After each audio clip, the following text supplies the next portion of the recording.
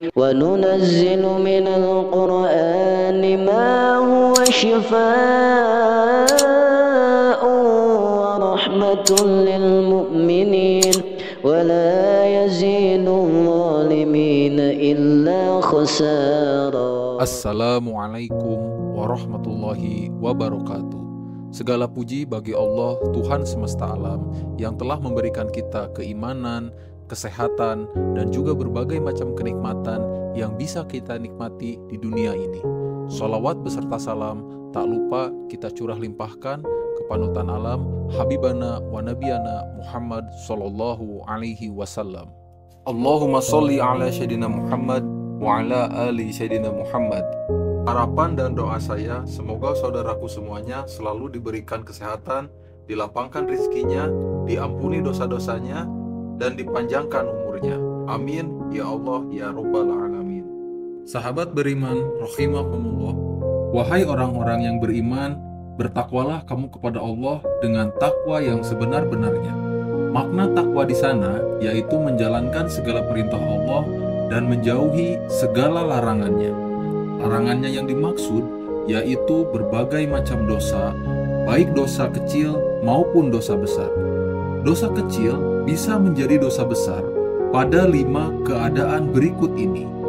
Yang pertama, meremehkan dosa. Disebutkan dalam hadis Sahih Bukhari dari Anas radhiyallahu anhu, ia berkata, "Sesungguhnya kalian melakukan suatu amalan dan menyangka bahwa itu lebih tipis dari rambut.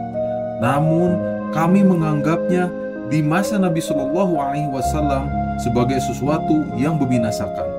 Hadis riwayat Bukhari nomor 6492. Sahabat beriman, rahimakumullah, Rasulullah Shallallahu Alaihi Wasallam juga bersabda, "Sesungguhnya orang-orang yang beriman melihat dosa-dosanya seperti ketika duduk di bawah gunung. Dia takut kalau gunung tersebut jatuh menimpanya. Adapun orang yang fajir melihat dosa-dosanya seperti seekor lalat yang lewat atau terbang di depan hidungnya." Hadis riwayat Bukhari nomor 6308. Makna hadis di atas menyuruh kita untuk tidak meremehkan dosa, baik dosa itu kecil maupun dosa besar, karena kedua macam dosa tersebut sama-sama dibenci oleh Allah Subhanahu wa Ta'ala. Sahabat beriman rahimakumullah. Terus kemudian yang kedua, melakukan dosa secara terus-menerus. Melakukan dosa kecil secara terus-menerus bisa menjadikan dosa-dosa yang kecil tersebut menjadi besar.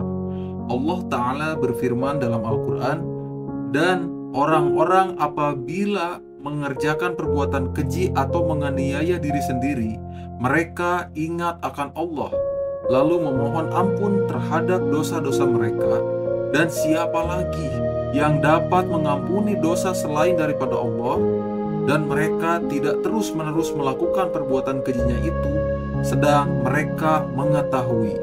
Quran Surat Ali Imran ayat 135. Berhenti mengerjakan atau melakukan dosa-dosa, baik dosa besar maupun dosa kecil, lebih dicintai oleh Allah Subhanahu wa Ta'ala daripada kita terus-menerus melakukan dosa tersebut. Berhenti dari melakukan dosa dengan bertobat sungguh-sungguh kepada Allah Subhanahu wa Ta'ala dengan memohon ampunan dari Allah Subhanahu wa Ta'ala. Sahabat beriman rahimakumullah dan sahabat media muslim dimanapun kalian berada, kemudian ini adalah poin ketiga yang tidak kalah penting. Poin ketiga yaitu terang-terangan berbuat dosa. Terang-terangan berbuat dosa merupakan suatu hal yang sering dibanggakan oleh umat di zaman sekarang seperti ini. Tidak ada rasa malu lagi, tidak ada rasa takut lagi kepada Allah Subhanahu wa Ta'ala. Itu adalah suatu hal yang paling dibenci oleh Allah Subhanahu wa Ta'ala, baik dosa yang dilakukan oleh si fulan tersebut, dosa kecil maupun dosa besar, sama-sama saja dibenci oleh Allah Subhanahu wa Ta'ala. Sahabat mukmin rahimakumullah, yang keempat, merasa gembira dengan dosa. Merasa gembira dengan dosa menyebabkan pelakunya tidak bertaubat dan terus-menerus melakukannya. Bahkan ketika ia terluput dari dosa, ia akan merasa sedih. Padahal kata Rasulullah Shallallahu Alaihi Wasallam, barang siapa yang merasa gembira dengan kebaikannya, dan merasa sedih dengan keburukannya, maka ia adalah mukmin. Hadis riwayat Ahmad. Dari hadis tersebut, kita bisa mengambil pelajaran bahwa bergembira berbuat dosa merupakan suatu hal yang dibenci oleh Allah Subhanahu wa taala. Tidak sepatutnya orang-orang mukmin, orang-orang muslim berbangga diri akan dosa-dosa yang dilakukannya setiap hari. Sahabat muslim rahimakumullah, poin yang terakhir, yang kelima, yang melakukannya adalah seorang pemuka yang diikuti. Barang siapa mencontohkan suatu perbuatan baik di dalam Islam, maka ia akan memperoleh pahalanya dan pahala orang-orang yang mengamalkannya setelah dikurangi sedikit pun dari pahala mereka. Dan barang siapa mencontohkan suatu perbuatan buruk di dalam Islam, maka ia akan memperoleh dosanya dari dosa orang-orang yang mengamalkannya setelahnya tanpa dikurangi sedikit pun dari dosa mereka. Hadis riwayat Muslim. Setiap manusia tidak luput dari dosa, sahabat mukmin rahimakumullah, maksiat dan aneka kesalahan. Di antara makhluknya yang tidak pernah luput tersebut akan disebut baik jika mereka bersegera bertobat. Sabda Nabi SAW, setiap anak Adam pernah berbuat dosa dan sebaik-baiknya yang berbuat dosa adalah yang segera bertaubat. Hadis riwayat Muslim.